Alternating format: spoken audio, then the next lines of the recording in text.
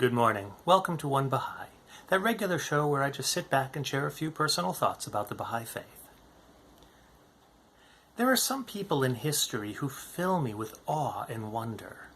The central figures of the faith, obviously, but also some other people like the Hands of the Cause or the Letters of the Living, the Knights of Baha'u'llah, the pioneers, the martyrs.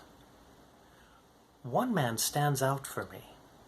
His name was Haji Suleiman Khan.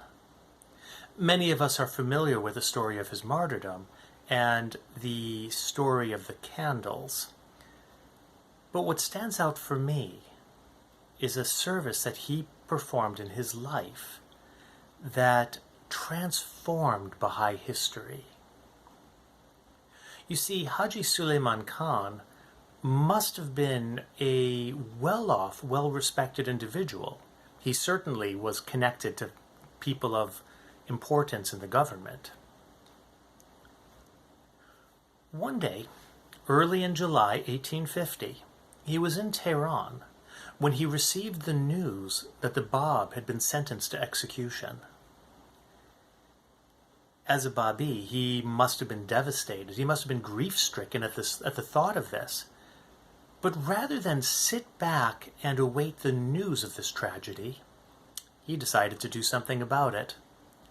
He realized that he was in a position to do something that few could ever possibly do, and that was save the life of a messenger from God. He knew that he had this opportunity.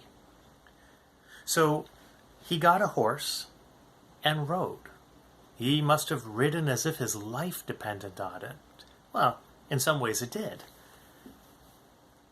Now, it is over 600 kilometers between Tehran and Tabriz. So he had to have ridden for a few days. He must have changed horses a few times. And I like to imagine him galloping all out, changing horses at every stop that he can, just to go a little bit faster. And he gets to the outskirts of Tabriz and hears the tragic news that his lord and master had been executed at noon the day before. I cannot imagine what must have gone through his mind and his heart at that moment. He rode so fast, so hard, tried with all his might, only to arrive a day late. I know that if I were in that position, I would have been crushed. I would have been so heartbroken that I probably would have been paralyzed. But not him. He put his grief aside and seized an opportunity. He talked to his friend who was high up in the government and said that his intention was to rescue the body of the Bab. His friend said, well, this is not going to be easy. Let's talk to this other friend of mine, and I'm sure he can do it. And they set in motion the plans that rescued the bodies of the Bab and Anis.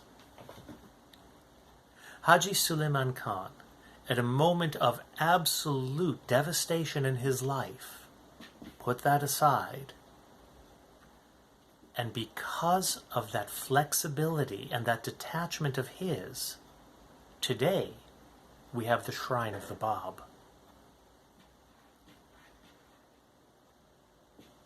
As we commemorate the martyrdom of the Bab, I also like to give a moment and think about Haji Suleiman Khan and the service that he provided. And I also like to ask myself, what is it in my life that I can do?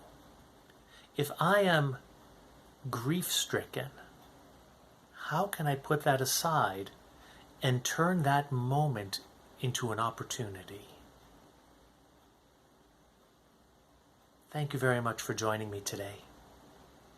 I hope things are going well in your life. and we'll talk soon.